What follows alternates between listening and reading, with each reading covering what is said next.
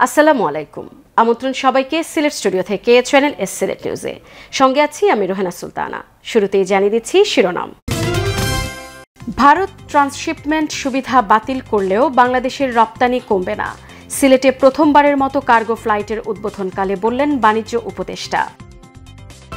শিক্ষা মেলার সুযোগ নিয়ে বর্তমান সময়ে আমাদের দেশের অসংখ্য শিক্ষার্থী বিদেশে উচ্চশিক্ষা গ্রহণ করছেন, অভিমত শাহজালাল বিজ্ঞান ও প্রযুক্তি বিশ্ববিদ্যালয়ের ভিসির। মসজিদের ইমাম এবং মুয়াজ্জিনদের বেতন ভাতা বৃদ্ধি ও স্থায়ীকরণের দাবিতে লন্ডন প্রবাসী শাহ বাবলু হোসেনের ব্যক্তি উদ্যোগে তৃতীয়বারের মতো ইমাম মুয়াজ্জিন সম্মেলন অনুষ্ঠিত। এবং জাঁকজমকভাবে সিলেটের ঐতিহ্যবাহী ব্লুবার্ড হাই স্কুলের শিক্ষক সম্মাননা এবং স্টুডেন্ট রিউনিয়ন সম্পন্ন। শুনছিলেন শিরোনাম, এবারে বিস্তারিত। ভারত ট্রান্সশিপমেন্ট সুবিধা বাতিল করলেও বাংলাদেশের রপ্তানি কমবে না বলে মন্তব্য করেছেন বাণিজ্য উপদেষ্টা শেখ বশির উদ্দিন। রোববার রাতে সিলেট ওসমানী আন্তর্জাতিক বিমানবন্দর থেকে প্রথমবারের মতো কার্গো ফ্লাইটের উদ্বোধন শেষে সাংবাদিকদের সাথে আলাপকালে তিনি এই মন্তব্য করেন। সিলেট থেকে বিস্তারিত জানাচ্ছেন মইনুদ্দিন মঞ্জু। ক্যামেরায় ছিলেন শামীম হোসেন। এপ্রিল মাসের প্রথম সপ্তাহে ভারত বাংলাদেশের জন্য ট্রান্সশিপমেন্ট সুবিধা বাতিল করে।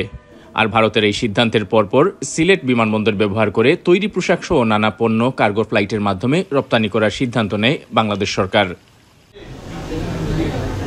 এরই ধারাবাহিকতায় রোববার রাতে সিলেট ওসমানী আন্তর্জাতিক বিমানবন্দর থেকে ৬০ টন গার্মেন্টস পণ্য নিয়ে স্পেনের উদ্দেশ্যে রওনা দেয় প্রথম কার্গো ফ্লাইট। এই উপলক্ষে আয়োজিত অনুষ্ঠানে প্রধান অতিথি হিসেবে যোগ দেন বাণিজ্য উপদেষ্টা শেখ বশির উদ্দিন। এ সময় তিনি বলেন, এটা সবেমাত্র শুরু। সিলেট ও চট্টগ্রাম বিমানবন্দরকে সর্বোচ্চ কাজে লাগানোর পরিকল্পনা রয়েছে তাদের। ভারতের ট্রান্সশিপমেন্ট সুবিধা বাতিলের প্রভাব নিয়েও জবাব দেন তিনি।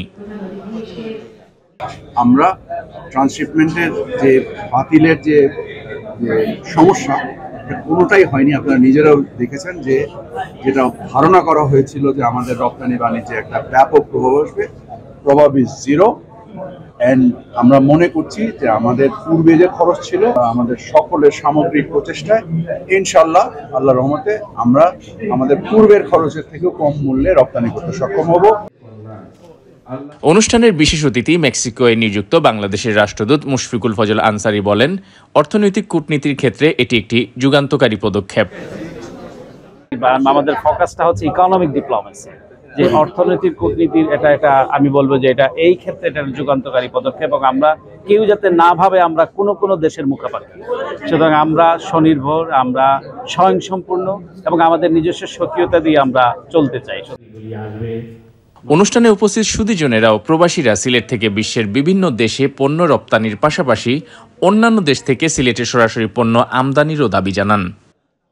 আমি আশা করি সিলেট থেকে এইরকম এই সেম কার্গো ফ্লাইটগুলা অতি সত্বর লন্ডনে চালু করার জন্য। আমরা চাই শুধু ইউরোপ না, আমাদের অস্ট্রেলিয়াও আসুক। আমরাও অস্ট্রেলিয়ায় বসে যেন আমরা সিলেটের যে ফ্রেশ ফুডগুলো আমরা যেন পাই। সিভিল এভিয়েশন অথরিটির chairman air vice marshal Mohammad Manzur Kabir ভূঁইয়ার সভাপতিত্বে উদ্বোধনী অনুষ্ঠানে বিশেষ অতিথির বক্তব্য রাখেন civil aviation and tourism secretary Nasrin Jahan এবং স্বাগত বক্তব্য রাখেন সিলেট এয়ারপোর্টের ডিরেক্টর হাফিজ আহমদ।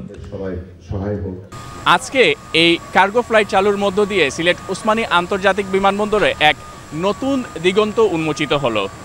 তবে সিলেটবাসীর চাওয়া এবং প্রবাসীদের চাওয়া, এই বিমানবন্দর থেকে সব বিদেশি এয়ারলাইন্স উঠানামা করবে।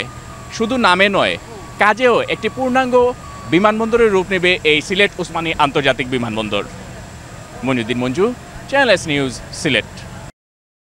শাহজালাল বিজ্ঞান ও প্রযুক্তি বিশ্ববিদ্যালয়ের vice chancellor professor doctor A M Sarwar Uddin Chowdhury বলেছেন, শিক্ষা মেলার সুযোগ নিয়ে বর্তমান সময়ে আমাদের দেশের অসংখ্য শিক্ষার্থী বিদেশে উচ্চশিক্ষা গ্রহণ করছেন।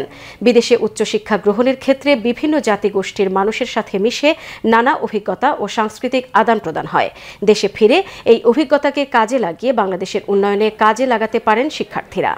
সিলেটের আমানুল্লাহ কনভেনশন সেন্টারে foreign admission and career development consultants association of Bangladesh fact cab Sylhet zone আয়োজিত এই মেলার উদ্বোধনী অনুষ্ঠানে বক্তব্যে শাহজালাল বিজ্ঞান ও প্রযুক্তি বিশ্ববিদ্যালয়ের vice chancellor professor doctor M Sarwar Uddin Chowdhury এই অভিমত ব্যক্ত করেন। ফ্যাক্ট ক্যাব সিলেট জোনের প্রেসিডেন্ট ফেরদৌস আলমের সভাপতিত্বে অনুষ্ঠানে বিশেষ অতিথির বক্তব্য রাখেন সিলেট সিটি কর্পোরেশনের সাবেক মেয়র আরিফুল হক চৌধুরী, বাংলাদেশ জামায়াতে ইসলামী সিলেট জেলা secretary Mohammad Joynal Abedin, metropolitan chamber of কমার্সের সভাপতি মাওলানা খায়রুল হোসেন সহ আরও অনেকে।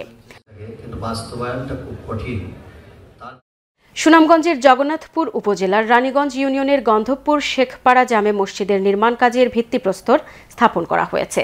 শুক্রবার বাদ জুমা আনুষ্ঠানিকভাবে ভিত্তিপ্রস্তর স্থাপনের মধ্য দিয়ে এই মসজিদের নির্মাণ কাজ শুরু হয়।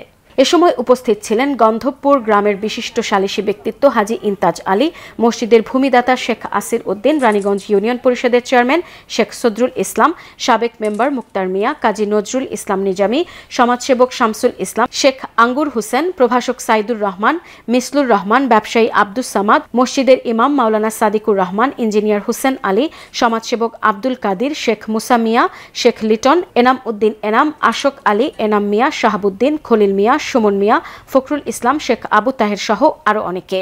পরে দোয়া পরিচালনা করেন কাজী নজরুল ইসলাম নিজামী। এদিকে চেয়ারম্যান শেখ সদরুল ইসলামের পরিবারের পক্ষ থেকে প্রায় অর্ধ কোটি টাকা মূল্যের 12 শতক ভূমির দানপত্র মসজিদ কমিটির কাছে হস্তান্তর করেন ভূমিদাতা শেখ আসির উদ্দিন। দ্রুত মসজিদের নির্মাণ কাজ শেষ করতে প্রবাসী সহ বিত্তবানদের প্রতি আর্থিক অনুদানের সহযোগিতা চেয়েছেন মসজিদ কমিটি। আমরা প্রায় 100টি ফ্যামিলি আছি। এই 100টি ফ্যামিলির মধ্যে যারা আছে এই মসজিদ পুনর্নির্মাণ করতে আমাদের পক্ষে সম্ভব নয়। তাই বিশেষ করে অনেকজনে অনেক অনুদান দিয়েছেন দেশ বিদেশে, তাদেরকে আমি ধন্যবাদ এবং মসজিদের পক্ষ থেকে কৃতজ্ঞতা জানাচ্ছি। পাশাপাশি দেশ বিদেশে অবস্থানত বন্ধু বান্ধব, ভাই বন্ধু, আত্মীয়স্বজন যারা আছেন তাদের প্রতি আমাদের অনুরোধ, আপনারা যেভাবে পারেন না কেন আমাদেরকে এই মসজিদে নির্মাণ করতে টাকা দিয়ে সার্বিক সহযোগিতা হোক আপনারা করবেন, এটাই আমরা প্রত্যাশা রাখি। আমরা পাড়া প্রতিবেশী ওনাদের কাছে কৃতজ্ঞ। আমরা আশা করি অতি তাড়াতাড়ি মসজিদটা নির্মাণ হবে। আপনারা দেশে বিদেশে যারা আছেন তারা এই মসজিদের মধ্যে সহযোগিতা করবা।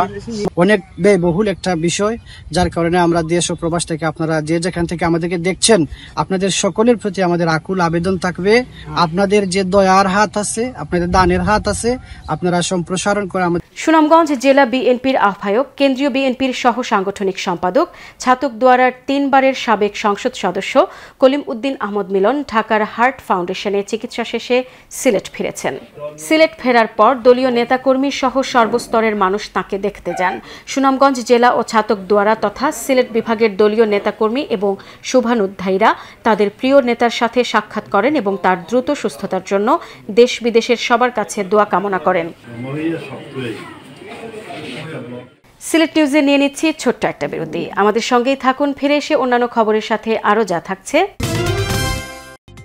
মসজিদের ইমাম এবং মুয়াজ্জিনদের বেতন ভাতা বৃদ্ধি ও স্থায়ীকরণের দাবিতে লন্ডন প্রবাসী শাহ বাবলু হোসেনের ব্যক্তি উদ্যোগে তৃতীয়বারের মতো ইমাম মুয়াজ্জিন সম্মেলন অনুষ্ঠিত এবং জাঁকজমকভাবে সিলেটের ঐতিহ্যবাহী ব্লুবার্ড হাই স্কুলের শিক্ষক সম্মাননা এবং স্টুডেন্ট রিউনিয়ন সম্পন্ন।